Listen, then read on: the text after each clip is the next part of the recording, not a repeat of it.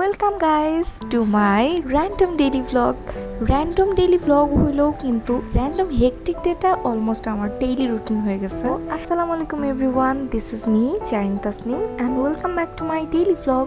As within varsity ছিল, so সকাল সকাল উঠতে হয়েছে। অ্যান্ড সকাল সকাল ওঠার পর আমি কেকটা খেয়ে রওনা দিয়ে দিছি ভার্সিটির উদ্দেশ্যে। অ্যান্ড এই তো আমার ভার্সিটির এরিয়ায় চলে আসছি। অ্যান্ড আমার ভার্সিটির গেটের সামনে অল টাইম এরকম জ্যাম লেগে থাকে।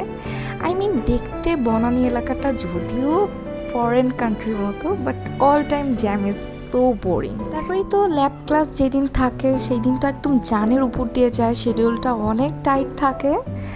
আর তারপর ল্যাব ক্লাস করার পর এই তো সিপি থেকে চিকেন ললি খাচ্ছিলাম। আর এইসব টুকটাক চিকেন ললি, চিকেন নাগেট, চিকেন বল এগুলাই আর কি খাই ভার্সিটিতে যখন থাকি, টুকটাক যেগুলো ব্যাগে ক্যারি করা যায়। দেন একটু ঘুম পাচ্ছিল ক্লাসের পর, তো একটু রং চা খেয়ে নিচ্ছিলাম। অ্যান্ড দেন 5:30টায় আমার ভার্সিটি শেষ হওয়ার পর চলে গেছিলাম একটু লাঞ্চ করতে, কারণ আমার হোস্টেলের খাবার একদমই ভালো না। তো একটু বাইরেই গ্রিল নান খেতে ইচ্ছা করতেছিল, সো গ্রিল নান খেতে চলে গেছিলাম। অ্যান্ড দেন চলে আসলাম আমাদের খিলগাঁও এলাকায়। অ্যান্ড খিলগাঁওতে আসার পরেই চলে গেলাম খিলগাঁও পেট শপে আমাদের বিড়ালের জন্য can food and cat food দুইটাই কিনতে।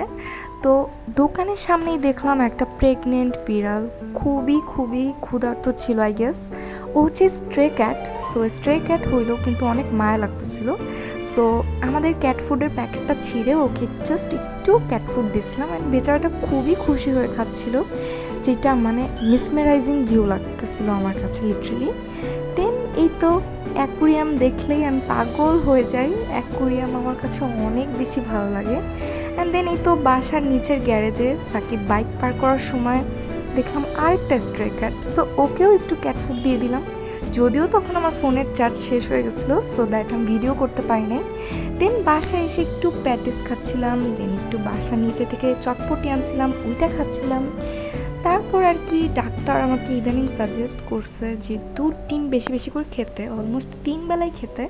তো 3 বেলা তো মেনটেন করতে পারি না, আর দুধ জিনিসটা আমার একদমই পছন্দ না। যাই হোক, কুকিজ দিয়ে দুধ খেলে আবার ভালোই লাগে, বিকজ কুকিজ দিয়ে দুধ খেলে কি হয়, দুধটা একদমই চকলেট ফ্লেভার হয়ে যায়, সো খেতে ভালোই লাগে। অ্যান্ড দেন এই তো হোমওয়ার্ক করতে বসছিলাম। হোমওয়ার্ক করতে বসার পর অনেক ঘুম পাচ্ছিল, তারপর ইকরিও জ্বালাচ্ছিল। দেন একটু দুধ চা বানায় খাচ্ছিলাম। তারপর একটু মুখটা ঝাল করার জন্য ডাল ভাজা খাচ্ছিলাম। আর দেন আমাকে জ্বালানো শেষ করে, হোমওয়ার্ক শেষ করে বেচারাটা এখন নিজেকে গ্রুমিং করতেছে।